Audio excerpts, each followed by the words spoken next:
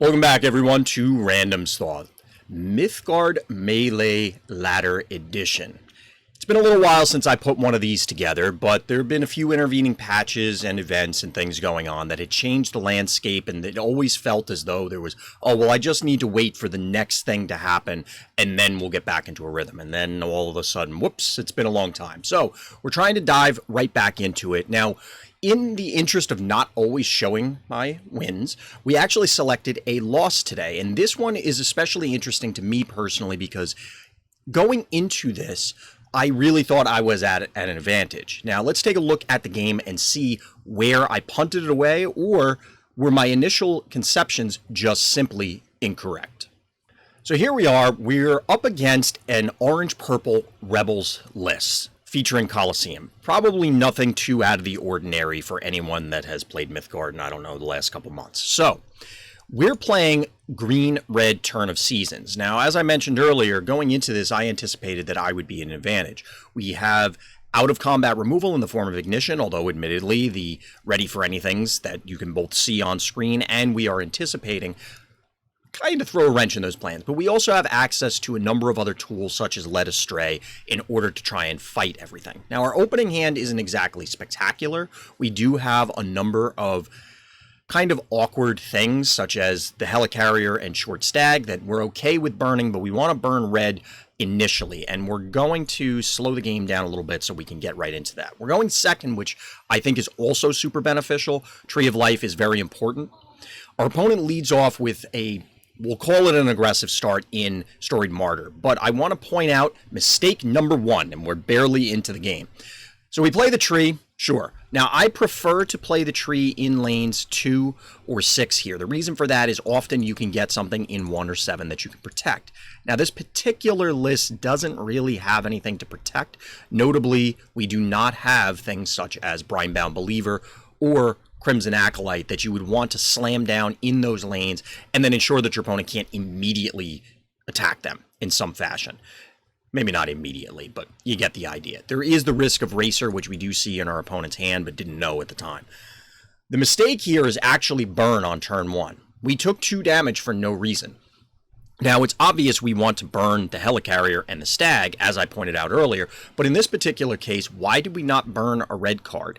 Probably the Panacea, in all likelihood. To ignition this, we want to get rid of it before our opponent follows it up with another Rebel. So let's say, instead of what ends up happening, and we'll get to that in a second, they had followed up with an Agitator or other Rebel. Could be an Ink Brawler, could be another Storied Martyr. It doesn't matter. It would be worse if it was both another Storied Martyr and Ink Brawler. That would be real bad. Instead, we allowed our opponent that opportunity. This could have been catastrophic. It ended up not being the case, but definitely a mistake. So we'll continue from here. We just pass turn to our opponent. There's another reason burning red to get to the triple red for Extract Life on 3 could be very important. Now, we don't know that our opponent has or had double Ready for Anything at the time, but again, a mistake. Instead, they choose to bolster and pass, not an uncommon play, and we ignition here.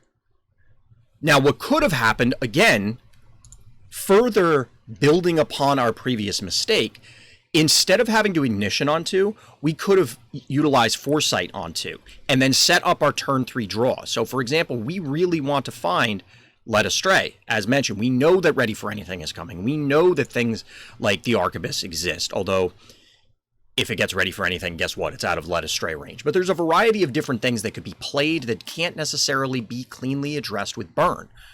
We need to find our Led Astrays. We need to find our other tools. And instead, we were complacent on 1, and now it's impacting other later turns. Mistake on 1 means maybe we lose the game. So let's continue. Now, from here, our opponent doesn't have a very aggressive start. They actually don't have a turn 3 play other than to Ready for Anything, which is not necessarily bad. We're not pressuring them. And now all of the things in their hand are suddenly enormous threats. We have to hope as the red-green player that they have something very awkward that they somewhat brick. Now, I elected to try and go for Foresight here. Again, dig for the Led Astrays, which we did put on top, as you can see here.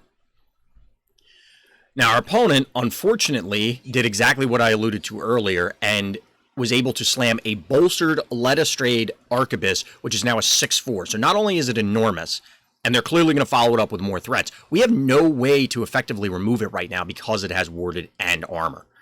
So we're forced to foresight and pass. Now, there's an argument that maybe we could have developed our board, played the Sky Ranger somewhere, something like that. We clearly don't want to block because it's just going to get eaten by this. We could arguably play the wings and block, but there's the risk of Eraser just removing it, and then we're in bad shape. Terrible shape. So instead, we foresight and pass, which is clearly horrendous. So here's the deal. This is a pivotal turn. We kind of need to get something going this turn, or everything's just going to get out of hand. Kind of already has, but want to point this out. So there was a debate for me here. Do I wings the Arquebus and then play the Panacea as a blocker? Well, I felt that we need the tree in order to continue stabilizing our life total. We could alternatively let astray the broker or the agitator.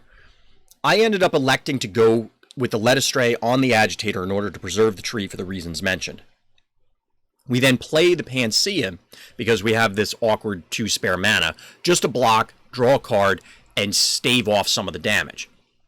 Unfortunately, it's still not very good. We can't wings and make it immortal in the same turn. We just won't have enough mana, which would have been ideal. But even in that scenario, we're giving them cards with the broker.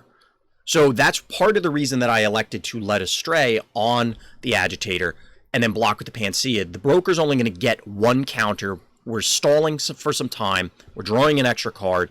It felt like the most appropriate thing. Now, another option would be to have burned and played Vesti Virago.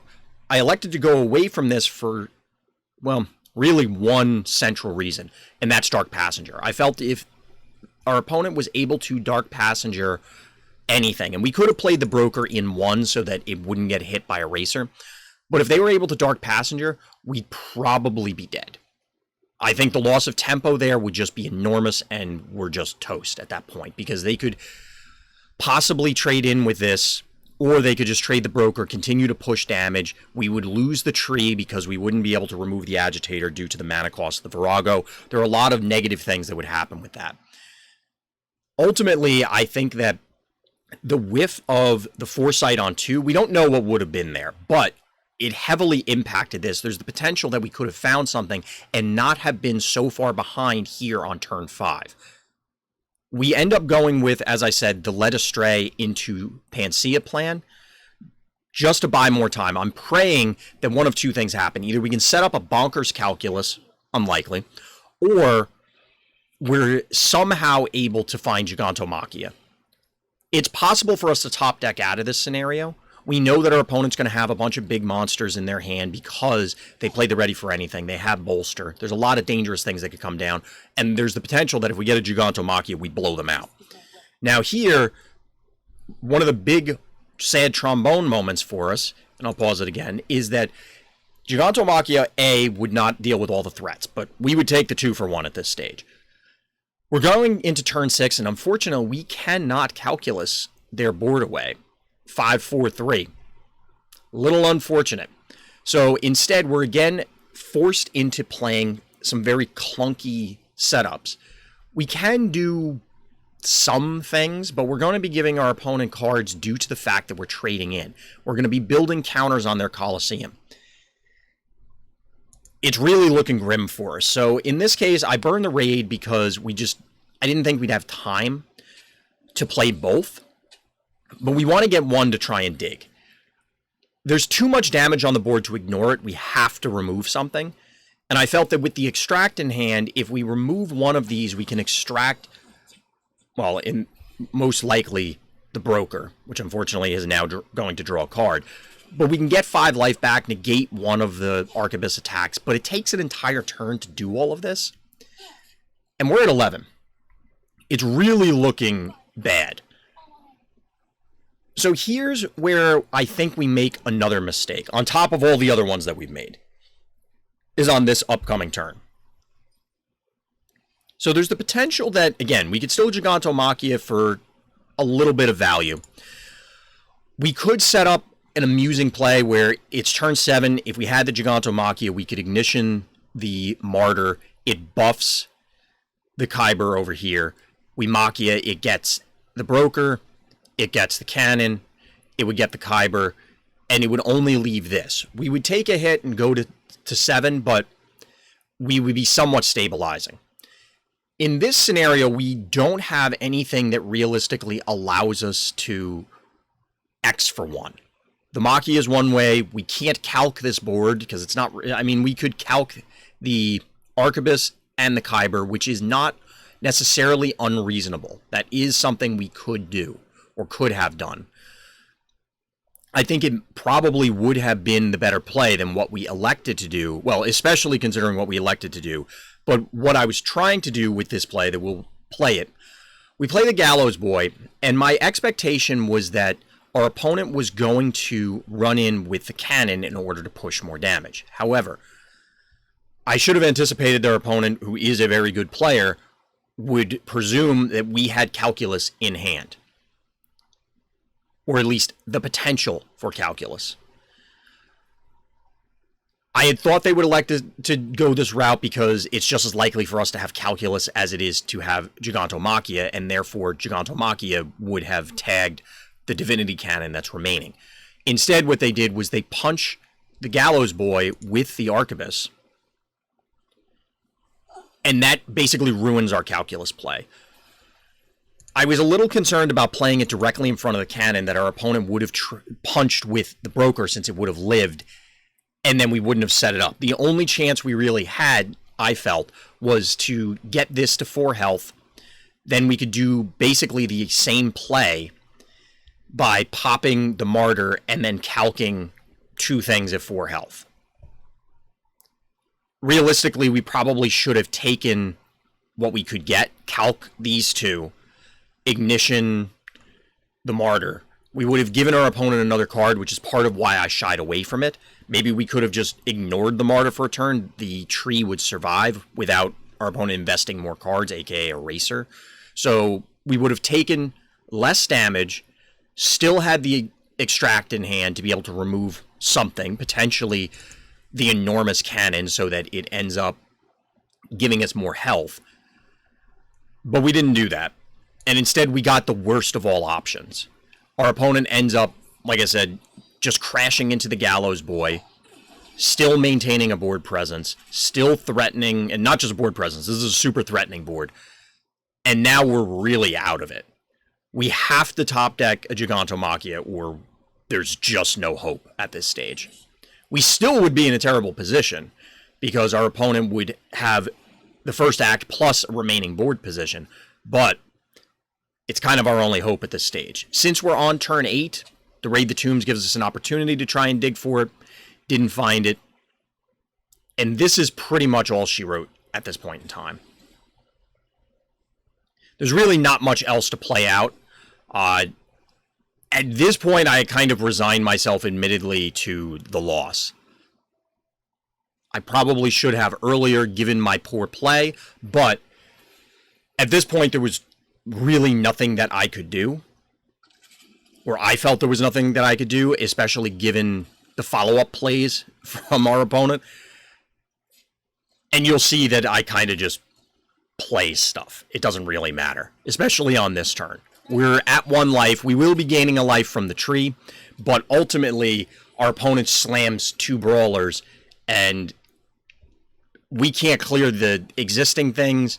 If we were able to clear the existing things, we still have to deal with the brawlers, who will end up tagging us for 1 damage. That's why I played this Magmatar, and admittedly, I played it to be cute and just end the game under my own terms, but I couldn't even do that properly because we gained a life from the tree. Womp womp. So that actually was one of the more recent losses that I've had with this deck. I have been doing pretty well with it, but I wanted to showcase one of these where, as I said, I felt that this was a good matchup, and I think that if I played it better, we would have been in a much better position. Would we have won? That's unclear, because the variable that changed was A, super early in the game. It was turn 2. B, on top of it being early in the game, it would have involved 4 cards that we have no idea what they would have been. Well, we would have known one of them because we drew one of them the next turn. But we don't know what those other 3 cards would have been, and therefore we don't really know how this would have shaped up. We do know that I made a mistake on one, which led to not a mistake, but poor play on turns 2 and 3. And then on around 5 or 6, whatever turn that was, we also made a couple mistakes with placement of minions, card sequencing, other lines, and then ultimately screwed up the calculus. So there were several points in this game where we could have turned it around, which just goes to show you that it's both playing well yourself, or if you were the underdog in a matchup, and again, I'm not clear on whether my initial assumption was correct about Rebels being the underdog here. If you were the underdog, if you play competently, if you play tight, just allow your opponent to make mistakes and you can win games that you quote-unquote shouldn't. So that's going to do it for this particular episode. I appreciate everybody watching. So as always, everyone, thank you for listening, thank you for watching, and Black Lives Matter.